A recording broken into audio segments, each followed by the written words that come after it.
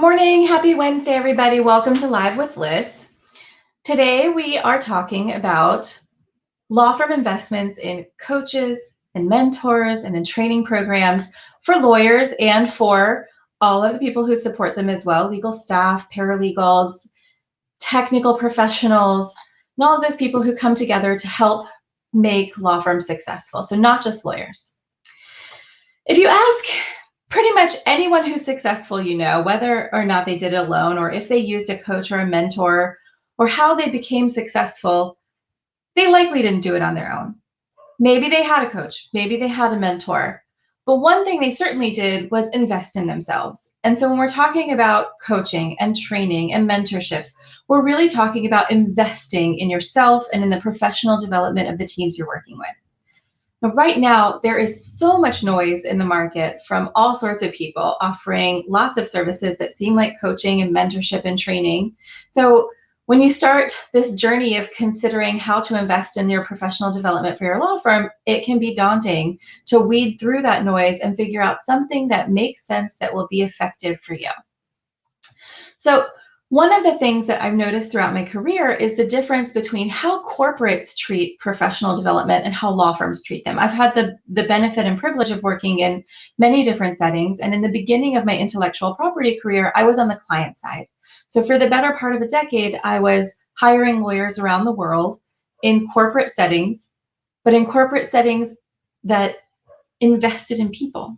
They likely had algorithms. They likely figured out that from a broader perspective, it made sense to make these investments in people. You ended up with higher productivity, better retention rates. You ended up with ingenuity that might not have come about before. You were able to accomplish things that were unexpected when you invested in people, and maybe have wins that you didn't think were possible. And there are a lot of benefits to investing in people that maybe are overlooked or not considered as primary when it comes to how law firms invest in people. And on the law firm side of things, what I really noticed and was a little surprised about was how reactive these kinds of investments are. So what I mean by that is an opportunity might come along for professional training. Maybe lawyers are used to having the continuing legal education. That's not really what we're talking about here, but maybe a conference that has a professional education component to it, maybe a coaching program or a training program from someone in particular, maybe just you've lost your way and a mentor is available to you through one of your professional associations. And you say, okay, that makes sense for me. I'm just going to give it a try, put it in for approval, see if the law firm will let me do this, or, consider it as maybe if you're a law firm owner or partner who has the ability to do it, but it's reactive. It's not built into your professional development plan. It's not a considered part of your budget. And that can make the difference into how successful individuals can be from these resources and from investing in them. So if you're proactive instead and have a little planning on the side, then it can really improve how valuable these resources can be for you. So I'm going to give you an example of what I was able to accomplish on the corporate side with a little bit of training and a little bit of guidance that was unexpected. So when I started my intellectual property career, I was at a privately held company, major famous brands that, yes, you've probably heard of. And I didn't know much about IP, but I had some experience in being a paralegal as working in litigation, some trademark stuff, but really on my own, I researched stuff at the USPTO and I trained myself and I said, hey, I'm a trademark paralegal. How do you like that? And the corporation figured out that I had in my professional development brief the ability to do more. So what did they do? They came up with a plan and they sent me to study at a law firm to do an educational course there. Later, invested in additional training from attorneys who could teach me how to do specific things. One of the specific things they chose to teach me was how to do UDRP complaints on our own so that we wouldn't have to hire outside counsel to do them anymore. That is surprisingly easy, by the way. Anyway, they identified the need, figured out a solution, invested in it, and got a return from that investment. There was another experience that I had working for the same corporation, learning intellectual property, and that was a mentored relationship where I didn't even know that I had a mentor at the time, and he probably didn't even know he was my mentor. But Mark Feldman, I'm talking about you. This is where I was a corporate professional, and our company hired outside counsel, shout out DLA Piper Chicago, to work on intellectual property rights for the company.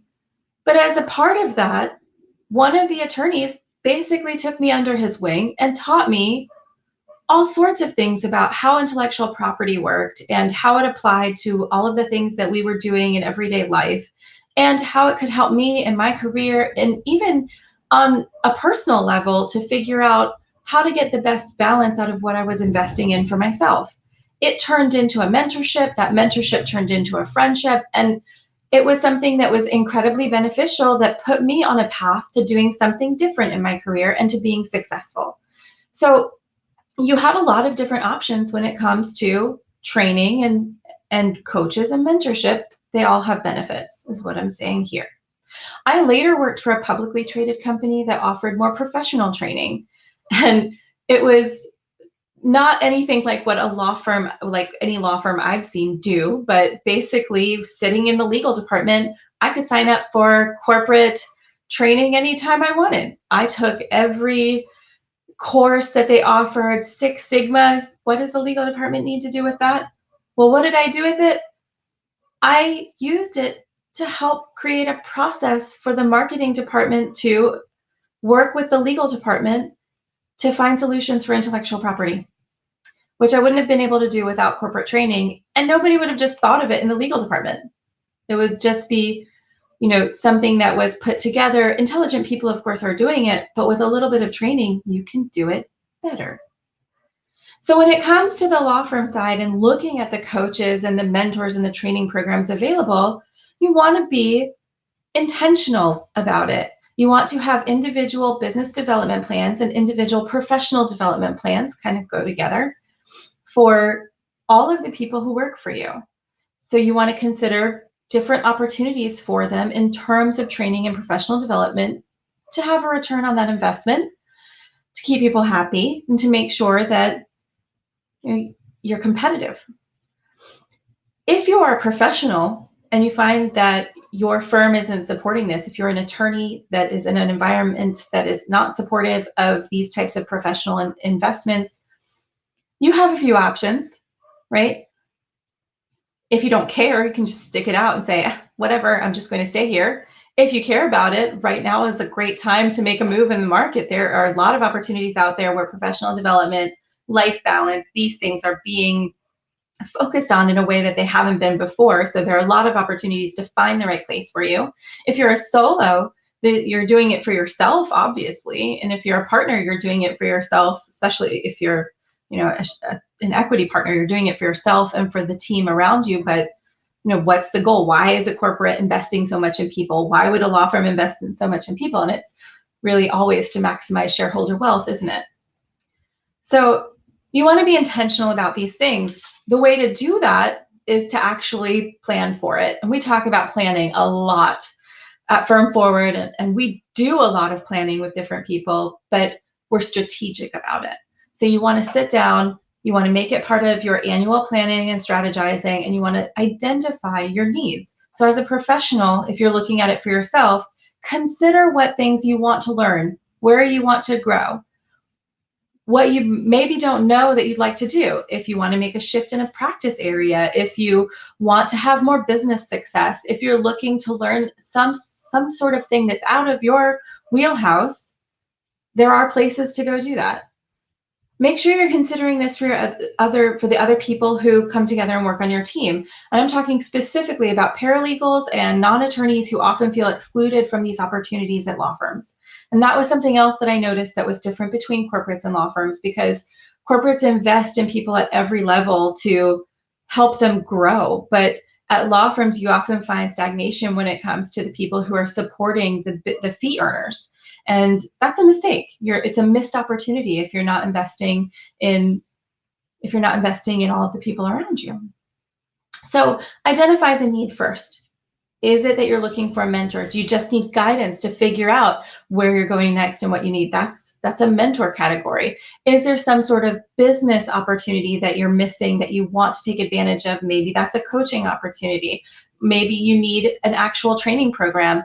There are a lot of people I see making a shift to trademark practicing. They want to offer trademark legal services. Maybe they're making a shift away from something like family law or from estate planning, and they realize they can do this. Or small business lawyers who are really adept with some corporate practices for smaller businesses that are necessary for, like filing all of the different corporate formation documents. Maybe they're doing a little bit of, maybe a tax attorney, but you want to make a shift. So find a training program that aligns with that. There's actually a really great one out there. Sonia Lekini, I'm probably saying her last name wrong. I'm so sorry, Sonia. But she has this 2 weeks to trademark course. She's a lawyer who put something together that's amazing. So how do you find these programs? Once you've identified your need, that's when you start searching. But please don't ever post publicly on LinkedIn that you need a coach or a mentor or a training solution. That will lead to unintended consequences of being completely inundated by the noise, and you want to avoid that. So you want to look specifically for solutions that fit the need, but start, in this case, with the people you know. A lot of people in the industry are making use of these opportunities. There's another way, especially for IP practitioners, there's another way. Go to the associations that are industry related, that have a place in the legal industry, in IP, or in your practice area. So this isn't just for IP. Other bar associations, for example, have these resources available that you can turn to as a starting point. If you're looking for something business related and not legal related, but for your law firm, you also have the ability to reach out to different organizations that focus on this, that have connections to the right people for you. Yes, check with your network. Yes, check with the people, your colleagues at other law firms, to see what they're doing, what they've found success with, especially people you admire who have really done a great job. They're a great resource for this. But don't post it publicly. Go to, if you're an IP, INTA has a mentoring program. AIPLA has a mentoring program.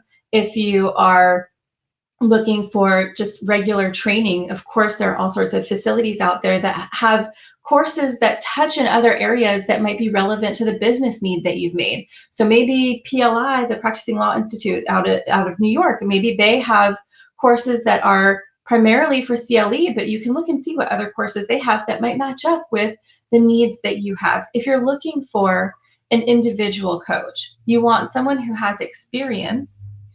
And one thing I didn't know about the coaches that are available who are in the industry, especially the legal industry, maybe you want someone who's been a lawyer. I always was kind of leery of that, though. Like, why would I hire a lawyer to be a coach who is not practicing as a lawyer? And just make sure that they had a successful law career before they tell you how to be successful. If they gave up their law career and became a coach, questionable.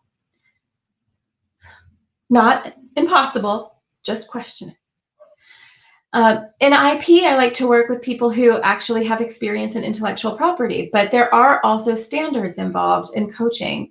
Just like you have to pass a bar, there are, well, it's not a requirement, but coaches often have the ability to become accredited, and you want to look for these accreditations depending on what type of coaching you need. So is someone actually professionally recognized to have the skill set to offer you these services? And maybe you didn't consider that. Maybe you just liked the person, but did you actually check their qualifications? Did you vet them and see if they could actually hash it out for you? Maybe you're looking for someone who has very specific knowledge to teach you how to be successful in business development. Us. Yeah, that's basically how it works. But the point is, it's really important to invest in people. It's also very important to be intentional about it. And that when you do these things, when you invest in professional development, what can come back to you can be unexpected. You can have a lot of success, more than you imagined, increase your shareholder wealth by just investing in people where you might have held back before. If you have questions about this or any other topic related to legal marketing and business development, please visit our website at www.firmforward.com, or you can send us an email to solutions@firmforward.com. We're always happy to hear from you. Have a great rest of your week, everybody, and see you next time on Live with Liz.